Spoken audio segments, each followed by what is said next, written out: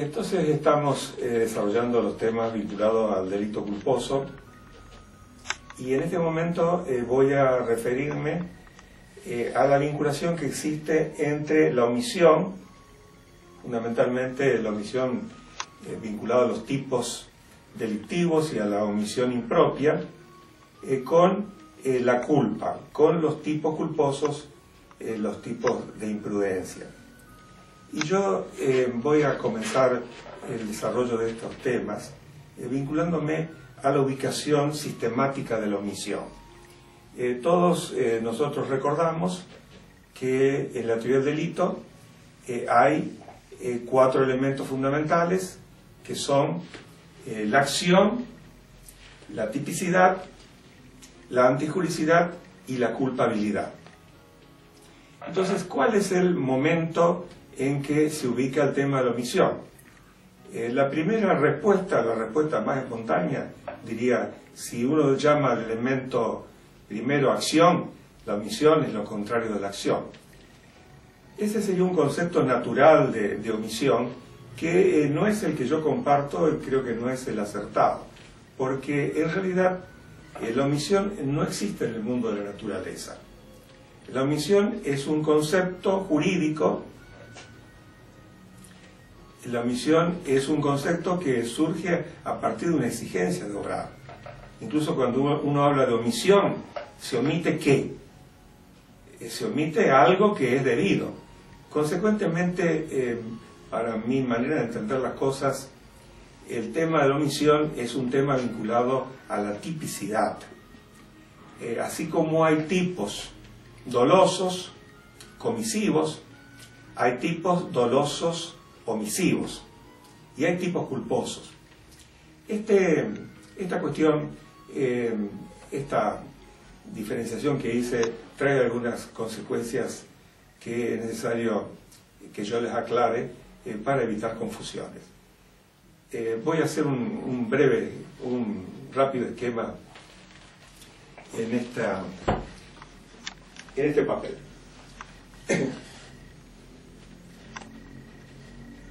Si nosotros tomamos la teoría del delito y decimos la teoría del delito es acción o conducta, es tipicidad, es antijuricidad y es culpabilidad,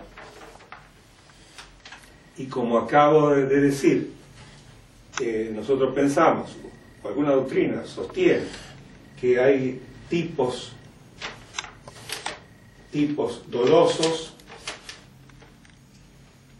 hay tipos, vamos a usar esta parte, culposos, y hay tipos omisivos. Alguien podría pensar equivocadamente que los tipos de omisión no tienen componente subjetivo.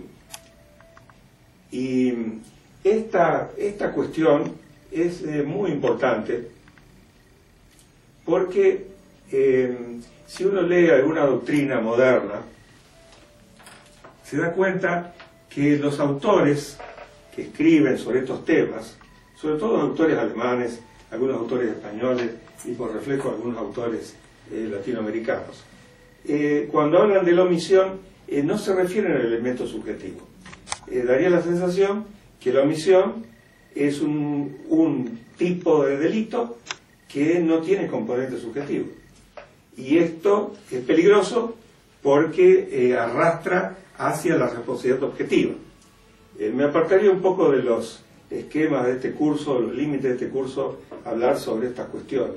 Pero es bastante notorio que en algunos casos cuando se está juzgando a alguien y se le imputa una omisión y simultáneamente se habla de posición de garante, es muy probable que no examinando el elemento subjetivo, dolo o culpa, se lo pueda condenar al sujeto empleando los criterios de responsabilidad objetiva.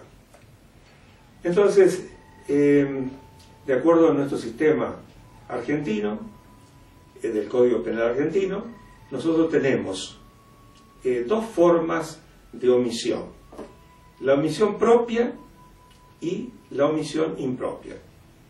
La omisión propia está perfectamente descripta en distintos tipos penales del Código argentino, y el ejemplo característico para utilizarlo en este curso, que se refiere solamente, que no se refiere no solamente a los hechos culposos en general, sino también a la responsabilidad médica.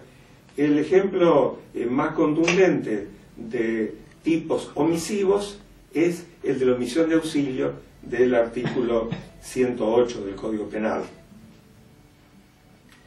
En el delito de omisión de auxilio, que sirve como introducción a lo que estoy diciendo, existe un tipo objetivo, que es todas aquellas circunstancias externas que posibilitan al sujeto actuar de determinada manera en procura de auxiliar a la persona que lo necesita.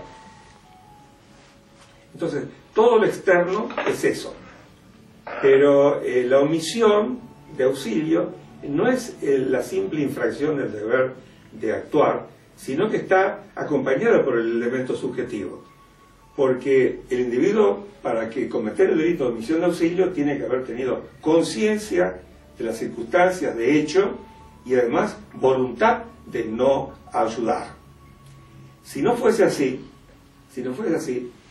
no habría tipicidad y tampoco habría posibilidad de castigar a nadie por culpa. Porque si se castigase a alguien por culpa, por no haberse dado cuenta con exactitud de lo que estaba ocurriendo, por negligencia, por distracción, etc., no se lo podría castigar porque no hay tipo de omisión de auxilio obviamente culposo. Quiere decir que creo que hay que tener cuidado con respecto a las relaciones que existen entre omisión y culpa, porque el tipo del delito culposo tiene un componente omisivo. Justamente hablamos, y yo referí en algún otro momento, a la omisión del deber objetivo de cuidado. Tiene un componente omisivo. La negligencia, es obvio, tiene un componente omisivo. Si el individuo hubiera hecho todo lo que debía hacer, no incurriría en negligencia. Pero una cosa es que el delito culposo tenga un componente omisivo, y otra cosa es que sea un tipo omisivo. Hay diferencia esencial entre el delito culposo y el delito omisivo. Y recordemos, porque yo creo que es útil, que en otras legislaciones, sobre todo en la legislación española, ante la última reforma, existía una especie de crimen culpa. O sea, todos los delitos que cometidos con dolo hubiesen tenido tal pena más grave, cometidos con culpa tendrían una pena menor. Pero esto no ocurre con respecto a la omisión, por lo menos la omisión propia. A la omisión impropia me voy a referir después. Pero no ocurre en la omisión propia, porque la omisión propia, para que sea punible, todos los hechos de omisión tienen que estar tipificados por el legislador. Y el legislador ha incluido en el catálogo de delitos y penas muchas conductas omisivas.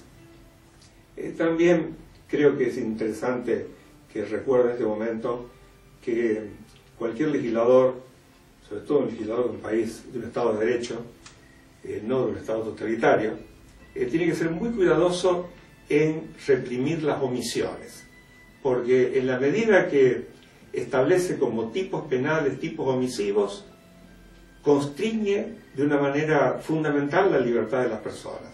Cuando existen tipos prohibitivos, el individuo puede hacer cualquier cosa menos lo prohibido. Cuando existen tipos omisivos, el individuo no puede hacer nada salvo lo mandado. Consecuentemente, cuando se exagera en legislar y se incluye en el catálogo de delitos y penas muchos tipos omisivos, se está constriñendo gravemente la libertad. Esto en cuanto a las relaciones entre culpa y omisión. Como decía recién, los delitos culposos tienen un elemento objetivo, un elemento subjetivo. Los delitos dolosos, por supuesto, tienen elemento objetivo y elemento subjetivo, que es el dolo propiamente dicho.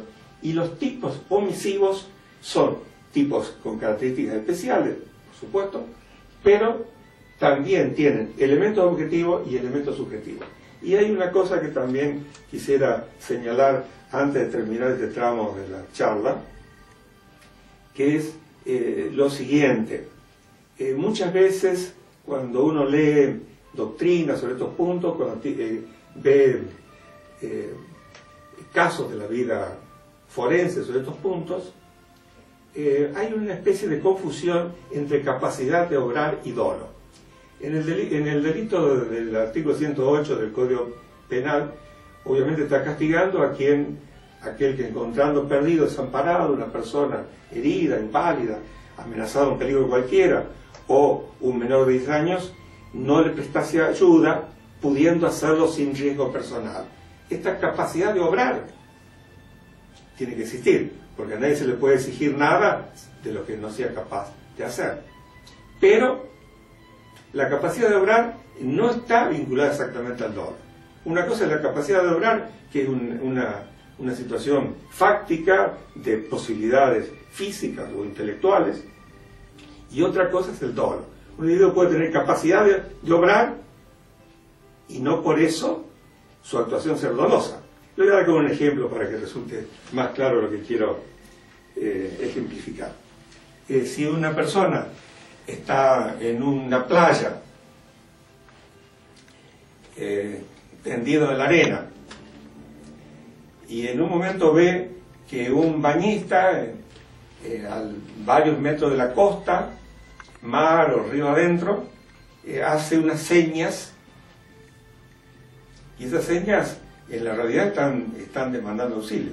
Pero el individuo que lo ve desde la playa y que es un buen nadador, no se da cuenta de ello.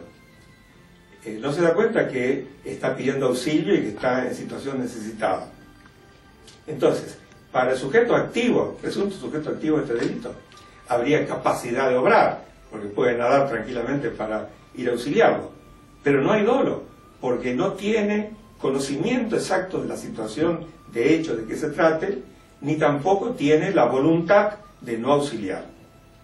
Entonces, queda claro, a mi criterio, que acá hay una diferencia esencial entre el delito de omisión pura o omisión propia y el delito culposo, que de ninguna manera se pueden confundir, porque uno, si resolviese algo en este sentido, cometería una grave equivocación, y no solamente una equivocación, sino que estaría faltando al principio de legalidad declarado en la Constitución. En la próxima oportunidad me voy a referir a las relaciones que existen entre omisión impropia o comisión por omisión, como se le llama en el ámbito hispanoparlante, y culpa. O sea, dejaré ya el tema de los delitos tipificados como de omisión y las relaciones con la culpa, de lo que he hablado hace un ratito, para dedicarme al tema de la omisión impropia y las relaciones que existen entre ese instituto, que tiene obviamente sus complejidades, y el de la culpa propiamente dicha, o la imputación por la atribución de un delito culposo o imprudente.